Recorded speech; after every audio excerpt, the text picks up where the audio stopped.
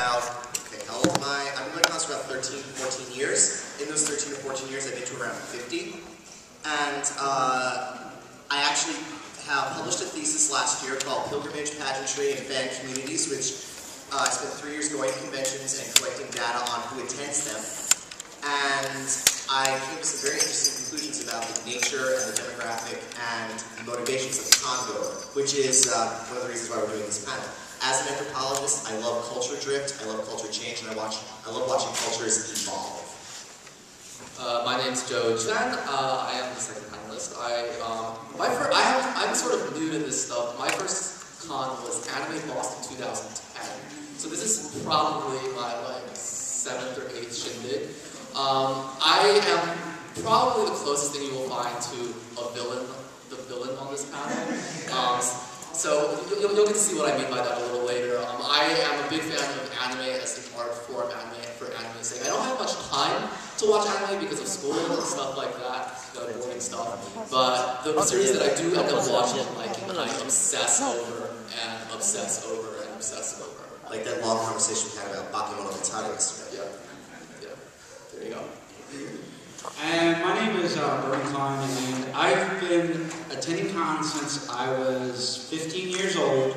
My first convention was a little sci-fi convention in Knoxville, Tennessee, and that was 20 years ago. So I've been a con-goer for that long. I've been staffing cons. I actually work programming for another convention in Hampton, Virginia, and I'm pretty much here to debunk if he thinks he's right or wrong. I'm the anti-villain. Wait, did I think or Charles thinks? You know, I'm just here to keep you to Well, excuse me, princess. Okay, so I got a question here. Who here has started going to cons within the last 3 years? Who here has been going to cons for longer? Who here has noticed how cons from the late 90s and early aughts are drastically different than cons from the last 3 years? All I have to say, this is how I try to explain the difference between older cons and more recent cons. Older con. So dude, did you check out that tape that guy was circulating around at the show Ranma 1/2? Yeah, the one where the dude turns into a chick? I know, wasn't it amazing? Yeah, I think that chick did Urusei Yatsura. That was cons back in the late 90s when I started. Cons in the last 3 years. Butt scratcher? Butt scratcher? See? You all answered. You all answered. I just lost the game. Marco. Notice how, if you go down the hallways, that has become a thing. And that speaks volumes to the changing dynamic of the convention. Now, Joe and I represent opposite sides of the sphere. On the one hand, I like to see the convention culture changing because it shows that the convention culture is truly participatory. I.e., you guys determine what we're doing. If you want to have a brony panel, you can have a brony panel. If you want to have a Doctor Who photo shoot, you can have a Doctor Who photo shoot. No one is going to tell you no. Whereas Joe... I am the purist. I like animes for anime's sake. I don't like it when convention culture goes down the road where we get away from this spirit, this original spirit of celebrating anime and celebrating the culture, not because of anything else, but just because we love anime. So, I mean, do you have an opinion on this, or? Basically, my opinion is kind of in between both. At one, I come to anime conventions because I like anime. I love anime. I'll admit it. You look all over my wall and you'll exactly know what kind of anime I like. Yeah, I'm guilty. With the naked women's. I am a dirty old man, and I admit it. At the same time, you know, loving anime and loving the whole Japanese culture, at the same time, I know that anime has become such a broad thing that is not targeted or focused on any one particular genre or even social culture. It's a multicultural thing. I mean, we're seeing Doctor Who anime getting made now. Yeah, there is a Doctor Who anime that someone is hand drawing. It's amazing. Yeah, and I love to see the variety. I love to, you know, I've started seeing trolls from a webcomic and Homestruck cosplayers, and I'm going, wow, what is this stuff? But it's cool, but at the same time, I'm like, does it really have a place in the convention world? me start by asking you in the audience a question. You can feel free to chime in. We don't want to just sit here and talk for an hour. We don't have a presentation. We don't want to talk for you. This is about you. Yes. Who here attends anime conventions? The primary motivation is for the anime. Who here, okay, that's about maybe half the room, a third of the room. Who here attends anime conventions to hang out with friends you don't see very often? About the same. Who here does it for about in between? Yeah, it's about like a third. Yeah. This goes to show you, originally, if you go back to like the 1980s and the 1970s, and you look at the original anime fandom, it was often very small and very intimate. You'd go to a science fiction con or a place where a science fiction con was happening. You'd find the people who are going to watch tapes, and you'd go to a back room in like the convention center or a hotel, pop in like a really bad 7th generation tape of Space Battleship Yamato, or say Atsura, or the more mock go-go, not the English version, and you watch anime with other people that were like you. The rest of the convention would proceed to talking about Star Trek and whatnot, but the anime was kind of off in the back. Every time like you bring that example up, I keep thinking too. Is anybody here from Canada? No? There's a channel in Canada. I have a girlfriend who lives in Canada. Her name is Alberta. She's from Vancouver. Anyway, they have this channel there called the Space Channel, and they a couple of years ago they started showing Star Trek for all the old Star Trek series.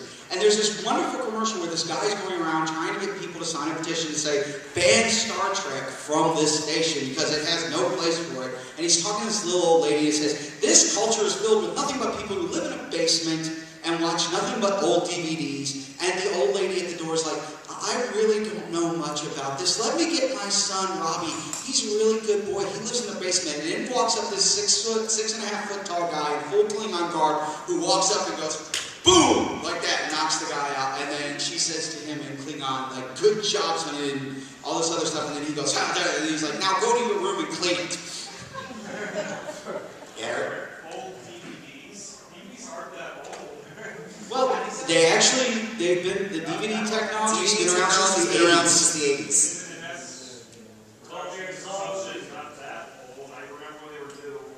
Yeah, no. It does make us old. I remember having, my first computer was an Apple IIe. But you look at it this way.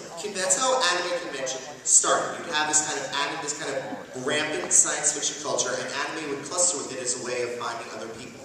Now, fast forward to 1985 at Yamato Con, which many people consider to be one of the first true anime conventions. It was a day trip convention that had cosplay dealers room limited programming, all anime devoted. I think it was 800 people. It was in Dallas.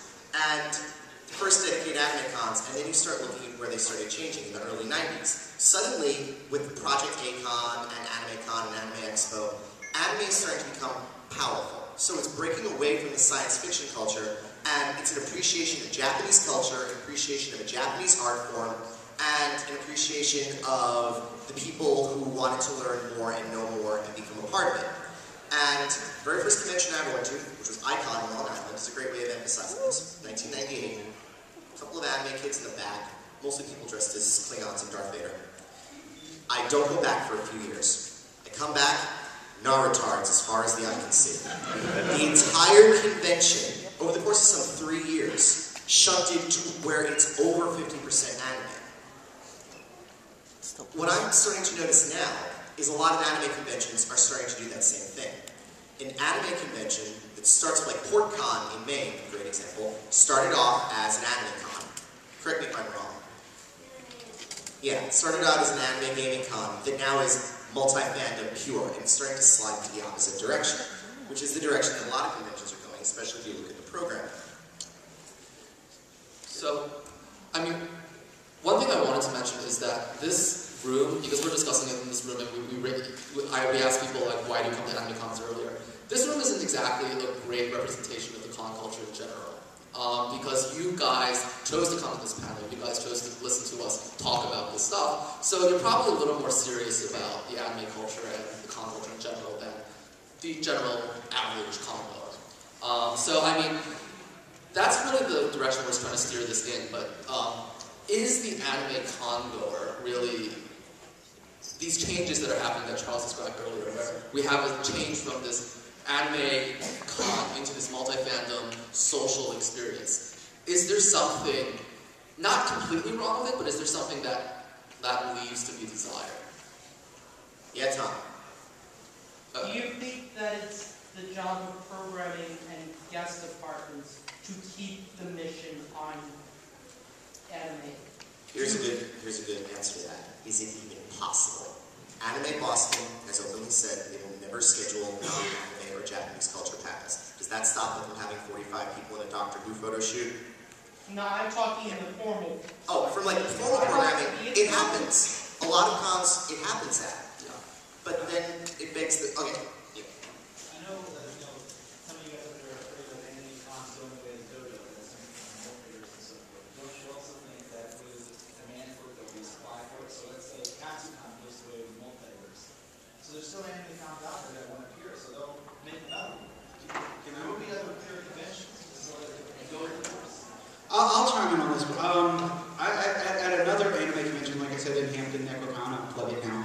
I'm actually the head of live programming. I am the one who does the scheduling when people submit for their panels and stuff. And I have to say, last year I received over 100 different submissions for panels or programming and workshops.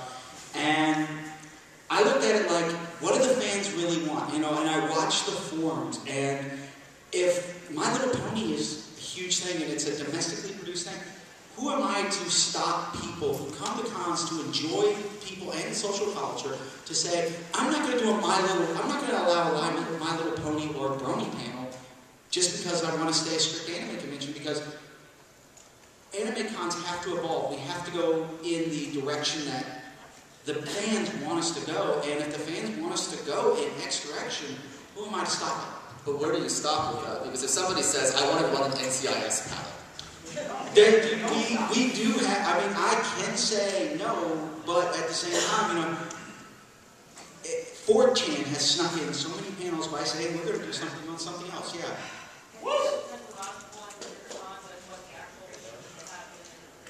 Yeah, like some cons that maybe are okay, but other cons that maybe they might be a little more focused on the anime itself. Yeah. Okay, Doug, then the girl over there, the cute hat. Breaking off that, say, what is the mission of the convention?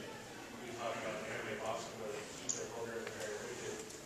They, for lack of a better term, the way they defend that stance is the mission statement of the convention, which is to promote Japanese culture through its written and visual media.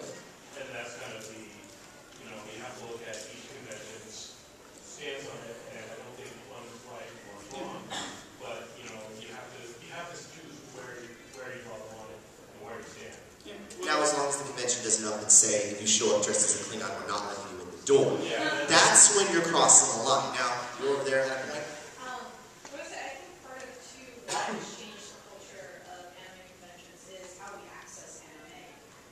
In the late 90s, you had to hope that maybe Blockbuster had something in their adult animation section, or you knew a guy who knew a guy who knew a guy. Whereas today, I can just within 5 minutes go on YouTube and I can watch fan subs of the latest anime that's going on in Japan. I don't need to go to a convention and pick up fan subs or anything like that to know about the latest anime. Super VHS. When I see the entire industry is evolving as a whole, like they're taking inspiration from our culture, we're taking from theirs. There's a Dead Space anime, and that's a kick-ass game. But the whole entire thing is evolving as a whole, and you can't really stop that. It's not just us who are looking this culture, like the Brony panel. That's American. That's not just us. The industry that creates everything we watch is also evolving. but I just wanted to comment. But it's not really, the Brony isn't an anime culture like item. Like, it might be available in convention culture, but that's still not. Japanese anime nowadays is actually much less noticeably Western influenced than it was back in the 80s and the 90s.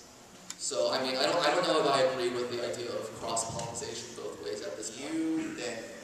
But speaking about like bronies, like I personally I don't care if there's a brony panel, but from this time in particular, I noticed the A&B contest was very brony themed.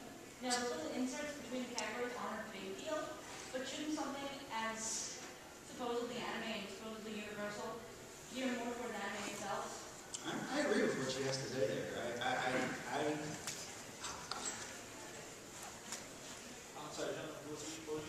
I'm Joe. Hi. Hi. First off, what's your greatest fear with the way, I mean, you're obviously afraid you want to keep the peer and so forth, but how are you afraid it's going to turn out long term? And second off, do you think... How do I feel like this is going to turn out what? Turn out long term with the industry and the cons keep going the way they're going? And the second part is, do you think the cons that starting the internet cons, so that can be watched in the dark, do you think those people have the same fears about their cons going down? I think back then, well, to answer the second question, I mean, I haven't been in the con culture for a long time, so I don't know I have the expertise to actually give you a right answer to the second one. I don't think that back then, as Charles says, the evolution has been towards this in recent years, so back then, I don't think there was that big of an issue with that. As to your first question, my issue isn't with the con culture in general, but my view that a lot of people don't really appreciate anime. Even though they watch, even though they say they watch and they come to cons. I think this comes out a lot in con culture because, as I said, this room might be an exception from that. But, in general, people who come and just shout memes down the hall, the people who come and just stay in the video game room and play DDR 3 days for the weekend, that's their weekend. At that point, I'm not really afraid of the culture going down because the culture is substantiated and perpetuated by Japan. I don't think really, but I would like to see more people in America getting into the culture for the culture's sake, getting into the culture as an art form, not just as this multiverse tying into everything. See, there's a thing though that I need to bring up here. Fandom culture, and then Aaron can go and then you can go. Fandom culture has typically been driven by the fan. Henry Jenkins wrote about this in Textual Poachers. There's a level of participation in the fandom culture. So programming can only take you so far. But if the fans want something, and the fans scream for something, and the fans start creating something new that eventually starts to overtake, then it becomes a slippery slope of, are you really serving the fans' interests if the fans are saying they want something else? This is a major point that I often bring up when I talk about Star Wars fandom. I am an old Star Wars fan. When I watched Attack of the Clones, and I saw little Boba Fett, I was insulted, personally, that George Lucas did that. Because my Star Wars fandom, Boba Fett is a disgraced journeyman protector who took the Mandalorian armor as a way of making amends for killing someone. Not a whiny little 12-year-old wannabe Australian kid. But that comes down to, a lot of the older fans refuse to acknowledge many of the changes because their level of participation says this is not right. I don't care what George Lucas says, this isn't right. And they refuse to acknowledge it. When you look at a lot of fandom, the reason there's some bristling going on in the fandoms is because some of the old order fans say, this is not my fandom, these new people. No, this is not your fandom. This is their fandom that you are coming into, which leads down the next slippery slope of who's right, and I'm just going to say I'm the one, neither side is right, and they're both right at the same time. Aaron? So, I don't know whether there's a kind of a difference in personality of East Coast versus West Coast conventions, whereas East Coast conventions are a lot more crazy, hyperactive, and memes and so forth are a much bigger part of it, whereas like over in like California and the West, it's much more chill and a little more formal in that regard. So is there a correlation between sort of general personality of the convention between East and West, as well as the culture shift between East and West in terms of like the diversification of programming? Here's one thing that I like to bring up. Now, I'm an academic. Anyone else here like to study anime academically, like to look into anime more than just pretty cartoons and whatnot? I'm an academic, and on the East Coast, I've noticed there are not a lot of people that do that. When I come to cons and I give academic themed panels, I fangasm when I meet someone like Joe, because he's like me. When I met Jen Vega, I fangasmed because they're like me. Aaron is like me. Go over to the West Coast, they're all like me. From what there's a guy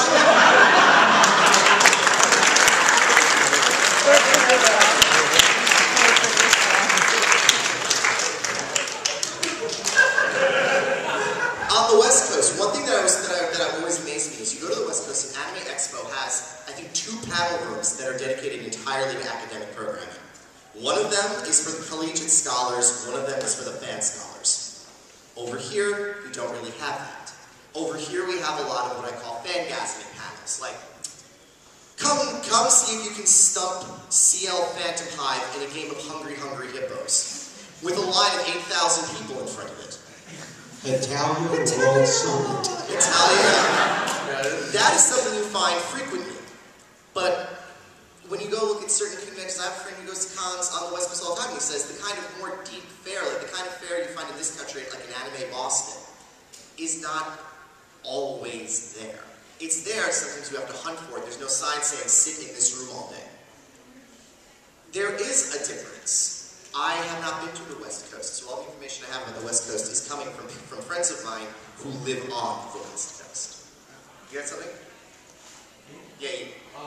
Do you think, you mentioned how cons are becoming more diversified. Do you think by diversifying their offerings, they bring more people into watching anime as well as, because you come because you're interested in something else? They definitely bring people in. I'm not going to say that the people that come to conventions don't like anime. What I often say is the people that come to conventions like anime, but they like a whole lot of other stuff too. There's this guy, Daryl Surak, who does Anime World Order podcast. I did a podcast with him last year. It's available on my website, cityofanime.com. We were talking about this, and he is a proponent of saying that anime, for a lot of the attendees, is a secondary fandom. People are fans of anime, but they're also fans of Star Wars. They like anime, but they also like video games. They like anime, but they really like X-Men. You have the secondary fandom that a lot of people know a little bit about, but because they like all these other fandoms, when you're walking down the hall and you see a Doctor Who, you give him a high five, because I like Doctor Who also. Do you like anime? I like anime. And it goes from there. I've met people who come to these conventions who have never seen the show. They come because their friends are coming. By the end of the weekend, they've already bought 4 box sets from the dealer's room. It's not that the people that come to anime cons don't like anime, but back in the day, I hate saying that because it makes me feel so old. You are old. Yeah, I am old. The first digit of my age is a 3, not a 2. I keep forgetting that.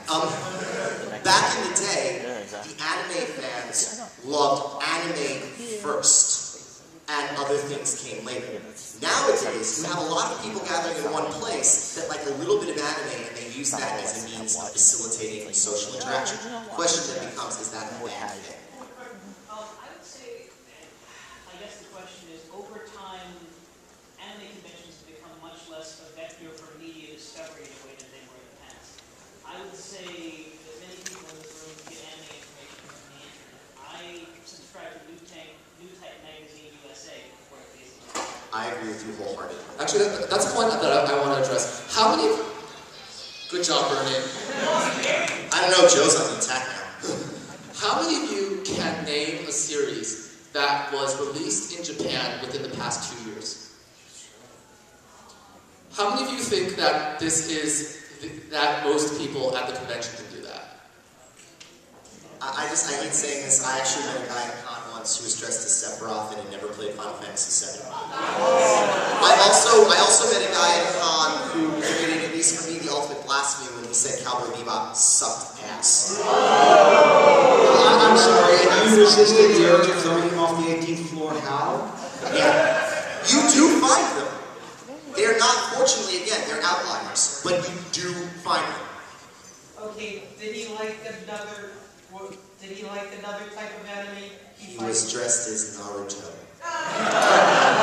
This is going down a bad road. Yeah. Let's just nip it in the bud. Snip it in the bud. Here's my issue. And here's another one of my issues. I have lots of issues. Yeah, he does. I was in the car with him for 5 hours yesterday listening to him talk about his issues. 3 hours. I just feel 3 hours. It just felt like 5 hours. I'm glad I didn't ride with you. People, I feel like at convention cultures today, a lot of people are very much into these classic series, Evangelion, Cowboy Bebop, Sailor Moon.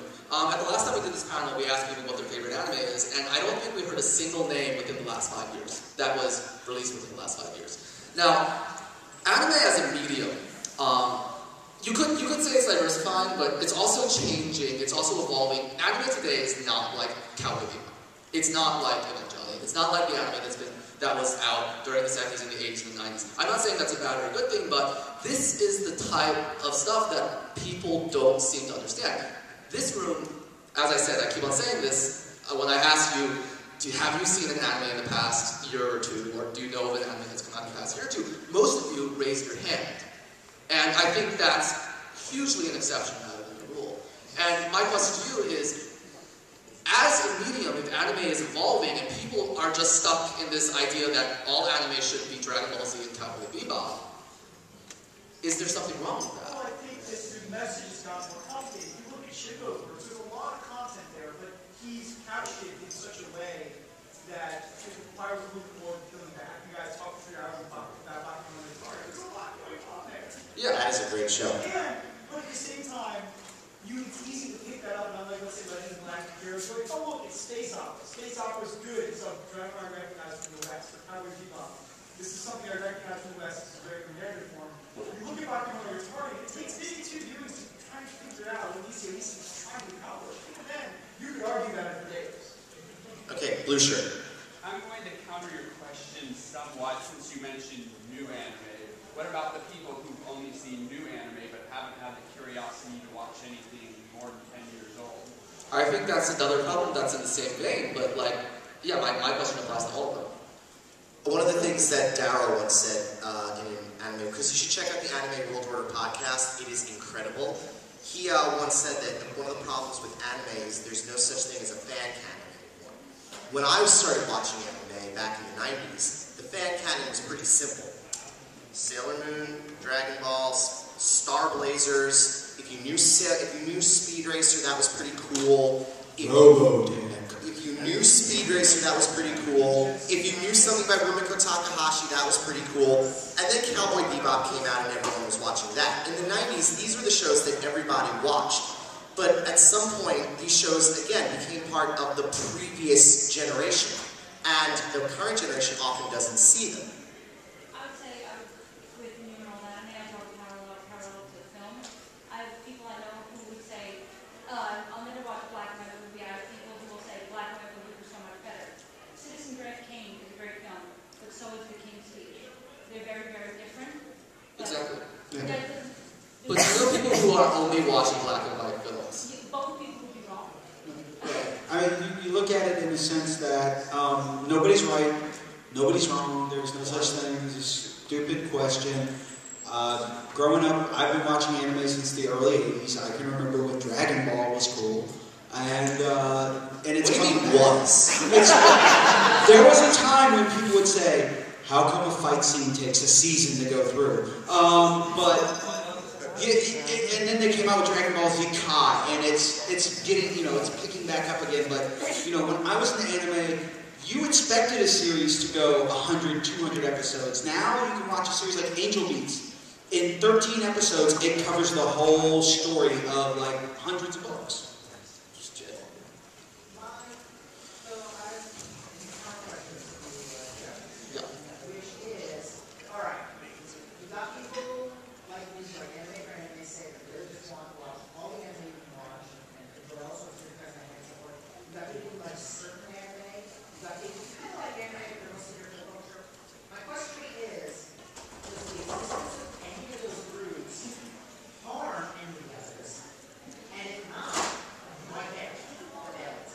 I feel like if you accept the fact that anime is an art form and should be appreciated in and of itself, which I feel like a lot of people in this room would accept. If you accept that premise, then people who use it as a source of doing things that are completely irrelevant would be sort of like going to an art museum just to like chat with people. Like just to meet people. There are a lot of people who do that. There are people who do that, but I don't.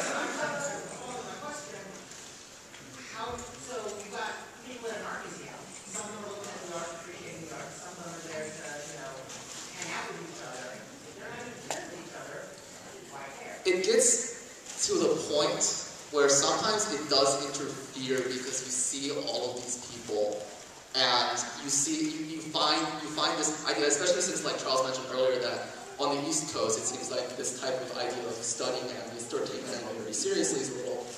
it's not as big as it is on the left coast. On the left coast, it's huge. On the right coast, not as big. I mean, even if you go on forums, as I said before, I'm not really saying this is a question of con culture specifically. It could be a question about the anime culture in America as a whole. Even if you go on forums, it seems sometimes to me that a lot of people really don't know what they're talking about. And at that point, yes, it starts interfering with me. Because I don't care if there are a few of them, because we deem them trolls and we ignore them with high health. But when you start to see like a substantial quantity of these people, and you can't avoid them, even though you try desperately, you see, it sort of becomes what Joe is saying right now comes down to a massive form of perception. Sorry Joe, I don't care. If I walk down the hall and I bump into a bunch of bronies talking about Dr. Hooves, I really don't care. I will talk to them anyway. Now, you still want to say something? Yeah. Like my question was like, at what point would it become like sin? Like, when will we as fans like start drawing lines on each other? We already do. It's called being trolled. But it happens. But one of the things I'm going to say about fans at the cons, that often doesn't cross their mind. Because it takes a certain kind of person. There's a great one. I wish I had something to draw a Venn diagram on. I think it was Evan Minto from Anna Gamers drew me a beautiful Venn diagram. One of the circles in the Venn diagram said otaku. One of the circles in the Venn diagram said con-goer, and there was a little sliver in between. The fact is, there's a certain kind of fan is a con-goer. I have this guy, Jose, who I've known for my entire life. He introduced me to anime. I would not be here if it wasn't for him. Jose hates conventions. He will never go to a con ever again. He went to Anime Expo in New York, it freaked him out. He will never go to a con ever again because the con-goers scared the hell out of him. On the flip side, I have another friend, Pierre, who likes anime but goes to cons to hook up and meet new people. And for him, he will never draw a line in the sand because as long as you're at a con, you're cool. And if you're cool, he's cool with you. As long as you're not a dick to him. If you're a dick to him, he will turn around and he will come down on you like the 6'1" scrawny black dude he is. But as long as you're nice, he's nice. And for him, for a lot of people that come to cons, the only prerequisite for quote-unquote justifying yourself is, are you a dick or are you nice? And if you're nice, no one cares. Here's one part of convo we have mentioned about like coffee being like something for the history people especially, when do you think the whole like raising like hardware culture kind of brought into it? I want to say yes. When I started going, the last con I went to before I took a brief break was 2004. I was at Anime Next. And there was a little rave. Actually, the big event at Anime Next was the P-Lander Z concert. That was huge. P-Lander Z, I think the Spunks. That was an amazing concert. And a lot of people went to it. The rave had a few people, wasn't so big a deal. I don't go to cons for 2 years. I go to Anime Boston 2007. The rave is in 2 rooms. And the rave is everywhere. I have a theory about that. And I've had to discuss this theory on Twitter with a number of other people. One of the things about raves is there are a lot of people that come to conventions. They don't even come to conventions solely to go to the rave. No one in this room. I know people who say they come to cons just for the rave. Now, the fact is, and this is something that I think to bring to effect. If you live in Virginia, or you live in a place where raves either aren't very common, or are very expensive, or are not all ages events, it is hard to rave if you want to. Oh look, there's the Anime Con. For the whole weekend I can go to 2 raves, and I can meet some interesting people, and I can hang out. I want to go to the Anime Con. Because I know in New York, raves are expensive, they are often not all ages, and it is sometimes hard to get into them. But if you go to a rave at, say, Anime Next, you can rave to your heart's content, and no one is going to stop you. Just in the general DC area last year, you had at least 3 or 4 multi-thousand-person, all ages, huge raves in multiple locations. So it's not, you don't necessarily have to do more raves. But in some, like, if you go to, like, okay, Bernie, by you, were there a lot of raves down in Hampton? That are public and noticed? No. But I do know that, well, NecoCon does not throw a rave, and that is a huge misconception, is people go to conventions and they say, it's a rave.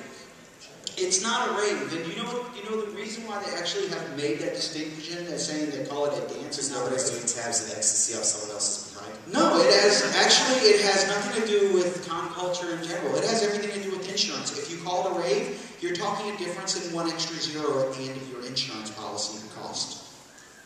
But you still need to dance because it's easier to get to. It's more family friendly, and these conventions, as much as they're trying to serve the mature community, they're also family friendly events. So if we have a rave, that's not exactly, some people don't look at that as family friendly. Well, let's look at Katsucon 2010 with the Grand Wallow and the Colonel in the rave dancing around busting his ass. That was amazing. That was amazing. I believe it. Yeah? Just a quick question. Should cons aim for attendance numbers or to keep with their missions? That is a can of worms. Okay, let me give you the economics. Should cons aim to increase attendance draw or keep it their mission? Here's the general way it goes down the middle. If a con increases its attendance, the con gets more money. The con can move to a bigger location, can bring in bigger name guests, and can bring in better programming. The flip side, you will disappoint certain people because what you're doing to bring them in might be a violation of your mission statement. You stick to your mission statement to the letter. Small crowds come, you don't make enough money to have the previous year. I think, wasn't that what happened with Providence Anime Conference? Providence Anime Conference was like 21 and over and was ridiculously restricted with it, and it didn't. Please, tell us about Providence Anime Conference. Yeah. This needs to be told. PhilCon last year opened up for anime, and they asked me to be featured in Anime House. They contacted Zenkai Con and said, would you run the anime track? And it was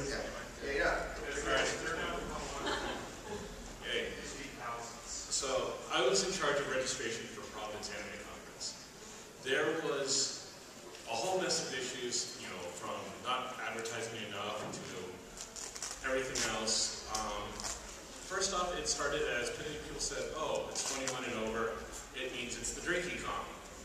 And we tried to make it the message statement of, hey, let's get all these, we're trying to make a bit of more of a mature event for, an older crowd, because so many people say, I don't go to cons anymore because of all the kids. And show of hands, who feels that sometimes? There you go. And so we said, and of course we stemmed off of Anime Boston, which in its first year had 3,000 more people than they were expecting and had to shut down registration. We expected lightning to strike twice. And said, oh, 2,000 people? Yeah, we'll get that, no problem. And by the end of the event, we had about 500 people show up. So that's the bad part. The good part is the people that went said it was one of the best cons they ever went to. There was a great, just a bit higher level of panel programming, just deeper discussions. Like, I heard someone say they went to a Death Note panel that was one of the most fascinating discussions they've ever heard, which is weird because when you think of Death Note panels, you think, oh, it's all hands just going crazy. And I remember one of my just kind of favorite memories of that event was I was sitting at the registration table middle of the day Saturday, looking around in the hallway, and like, where is everybody? Did they all leave? Did they all get mad at us and just say, screw this event? And I said, I'll talk to myself. I'm like, I'll be right back. I'm gonna go find the contrary, just find out what's going on. And I realized it wasn't that everyone had left. Everyone was sitting in panel rooms checking stuff out. So I think there is a need and possibly a market for it. It's just, how do you get to those people and say, this is what this event is? I mean, there's another con coming out, not a con, but that's also very much, they're billing it as, hey, this is the 21 and over party con. I heard about last year at NecoCon they wanted to do a 21 and over con, but I think their mission statement was more intact. No, what we're doing at NecoCon is we're growing more. I don't know. Did anybody here go to NecoCon this year? How many people noticed that we brought back 24-hour programming this past year? Because we're actually building back we're trying to appeal to the more mature audience, and so we actually started doing this thing called NecoCon After Dark, which after 10 o'clock p.m. we're promoting more to the 21 and up crowd. We're promoting more to the adult themed videos. We're promoting more to the adult themed programming. But it just, we put the word out there, and it just, we're going to continue to try to grow it, but it's not really moving along at the steam I'd like to see it move. There is motion behind it, though. Yeah. I mean, there are cons that are creating 21+ events, like social hours, like Anime Boston's doing one of those. And you are getting that demographic. It's just hard to pull them in. Once they get them aware, you'll have them. But it's getting the word out and getting them to understand what the right thing is. It's like the thing behind you have the raves or dances, and then you have the formal balls. I love formal balls. I absolutely adore them, and I like the fact that I'm not going to be sucking on a pacifier and bashing my head against the wall. I actually will be wearing a nice outfit. I will invite a nice girl to dance. We will dance the waltz, and then I will go back to my room and prepare for the rest of my night. Yeah, you had your hand in a while. Just something that occurred to me as Joe, right? Yes. When you were talking, with your overall perspective, it seems you want to basically have a core group anime fans who appreciate the anime and say anime, and then you have the entire fan culture that's kind of built around that, which doesn't really focus on anime so much. Is that accurate? Just to start clear up there. I mean, I think this ties into the other gentleman's question back there, where he asked, should we focus on attendance, or should we focus on just anime for anime's sake? I'm all for spreading the culture. I love the culture. I want it to spread as far as it can go. And I do think as long as the con culture is still focused on that mission statement, and it's not just thinking we need more profit so we can get to a bigger space, and then we get more people, and then the more people will do random things, and then we'll get more money, and then we'll get more space. So this is sort of, I'm all for. I'm not that much of a elitist. I am a little bit of an elitist, probably noticed, but I'm not that much of an elitist to say I don't want anime to be accessible to people. I want people to like it, and I don't think that you have to be as serious as I do. Please don't be as serious as I am about it, because it's unhealthy. He's ridiculously cynical for 22-year-old. I hate to say it, Joe, it's a catch-22. You can't have one without the other. You do need the other to have. So it isn't necessary. I do believe in this necessary evil. The ends do somewhat justify the means, but at a certain point, you get so far from your mission statement and your original goals that I'm not sure it's justified. Because the more and more I'm thinking about it, I'm starting to think more and more that this isn't so much a bad thing as these conventions are basically a gateway drug for the anime community. I mean, I've been going to cons for about 10 years now. My first convention, I was gone to the video game room. I was there the entire time. And it was through going to conventions that I became introduced to anime and became more interested. It eventually got to the point where I was serious enough to come to a panel like this. Is everyone going to be like that? No, but it introduces some level of awareness, even if you're just going from video games or from the rave. You like having the option, Tom? Exactly. Okay, this has been a question I've been wanting to ask for a while. There's informal culture, which is the cosplay, photo shoots, and hanging around the halls. And the formal culture, which is the senior staff and all programming, the guest invites. And I come from this informal side of things. Can a con that tries to be as formal as they can be and stays within their mission statement, and the informal work well? If a con, and this is my opinion only, if a con were to go towards the formal side, but allow the informal to still exist informally, you've got nothing to worry about. Because the informal will still exist informally. You can't really get rid of it. And maybe the people who are going to the informal will see the formal. One of the things I like to talk about is when it comes to being an attendee. I run the gamut here. I know people who, they started out going to a con with friends. They discovered anime. They started cosplaying. Suddenly one day they said, I have a great idea for a panel. And they started doing panels. Next thing you know, they're blogging online and becoming part of this progression. That happens so frequently where you come to a convention knowing nothing. And as little as 2 years later, all of a sudden you're blogging on the internet because you've become so devoted to it. It happens. It happens a lot. That's how I became staff. You had previously referred to many people at the anime conventions as coming out of the secondary units. Do people who transfer from just a secondary unit to anime to panel, basically panelists and or staff, transfer from anime to secondary to a primary perspective? Making the transition from attendee to panelist or volunteer, I don't want to use Buddhist terms, but it's like shedding a layer of impurity and moving on to the next stage of enlightenment. Because you see the convention culture differently. However, that you...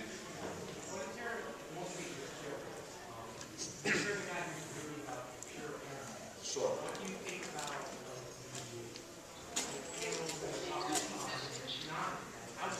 Sorry, could you repeat the second half? Bernie's cell phone interrupted me. Sorry.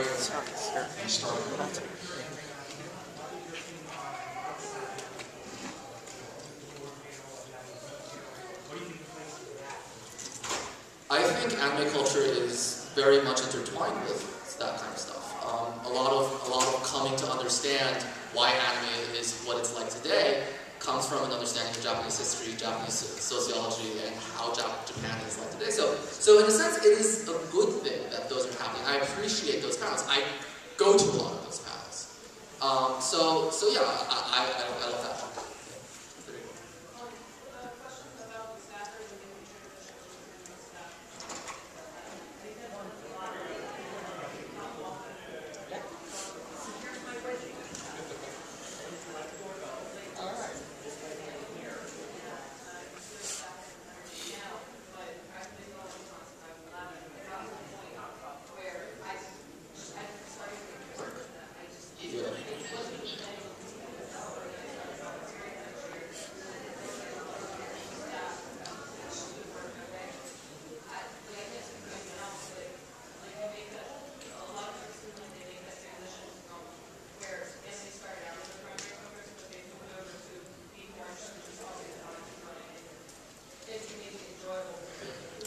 There is an element, I think, that just as an attendant, no matter how you go to a con, you're going to, if you stick with the hobby, you're going to evolve. I started off just being a kid that went to Otakon, and then I said, oh, I'll go for a day at Anime Boston, and now I'm on staff in a position where I have people who said, if you ever leave this position, you'll break your kneecaps.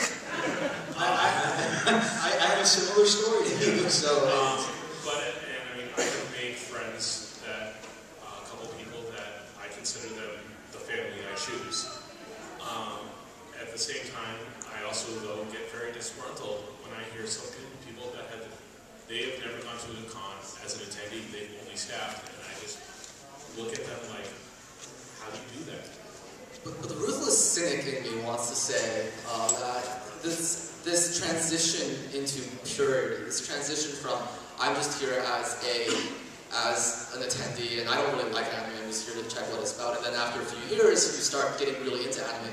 I feel like that's almost a little rarer than I want it to be, and I feel like the convention can be doing more to facilitate that kind of transition. I'm going to use a quote here from one of my favorite philosophers. Life is like a tree. You don't tell the branches where they're going to go. You can prune them, but they're still going to go in that direction. It's natural, it's okay, don't try to force it. The philosopher who said that was a man by the name of Li Jun-fan, known worldwide as Bruce Lee. Okay. I would say that I don't think it's uncommon. I think that the people that evolve, they just become quiet for the most part. You see, you don't think of the stereotypical screaming fan, and then you think of the person that runs, a bunch of panels. Who's more visible at the convention, mostly? Screaming fan. Well, I'm pretty loud. You obviously have never been to one of my panels. Yeah, I'm probably in panels to a room like this without the microphone. There's a gentleman in the back that had a question. Now, there's something going on at this convention right now. Hazel was very Could you speak up, please? There's an event going on at this convention right now. And it bothers me a little bit. There's a camera crew that's at the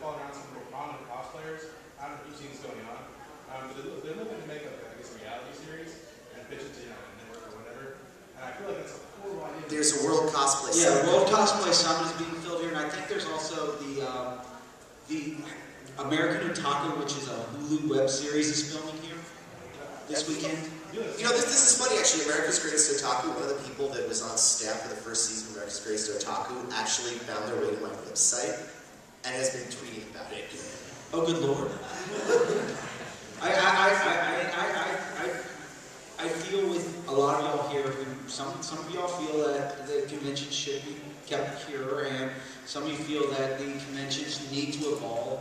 And when I started going to conventions, I stayed in the anime room. That's the reason I went, was for the anime. And then I got suckered into gophering, and now I'm a department head with the convention. And I walk into conventions now and people look at me like, "You're on staff, right? No, here's your staff badge." What? Girl with the cat ears. So are you worried that the actual structure of the programming is part of the problem of widening the gap between the younger generation and the older generation? For example, like keeping like the more serious panels late at night, how are you ever going to draw in a younger crowd to make them less like screamy fangirls and more caring about anime and discussion? It's a delicate balance that you have to maintain, and you gotta have your mixture of, I mean, like, I'll give you a good example, NecoCon this year. I had these two as featured panels coming to NecoCon. And just to give you an idea of how much, I've noticed this, that the East Coast con-goers are looking for the more academia-involved panels. These guys pulled in more attendees than our guests we paid big bucks to bring in from all over the world. So these guys right here, just being academics and being on the East Coast, filled our rooms to over capacity. And then when we had Kyle Haybear's, no offense to Kyle, he's a great guy. The room was about maybe 3/4 filled. He does his Moe what? Panel? And I've got people standing in the back of the room because there's no seats left. Okay, we have got like... We should probably go to concluding remarks. Yeah, concluding remarks. If you want to yell at us, punch us in the face, Mostly throw us off the side of the balcony, we can continue this outside. I must warn you, I'm still itching to know. Yes.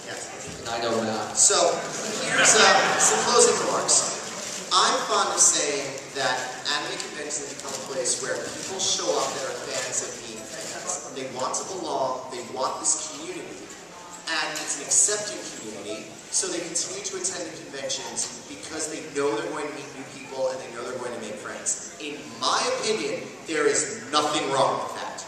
If this is how you make friends, and this is the way you choose to make friends, and you make friendships, then for me as the anthropologist, that's the important part. I have no problem with it. Carry on, Reverend Son.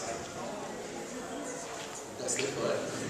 Well, the way I see it, it's not about the culture, necessarily. It's not 100% about the culture, because above the culture, there lies this realm where anime is there, and anime actually works like independently of all the social interactions that are happening.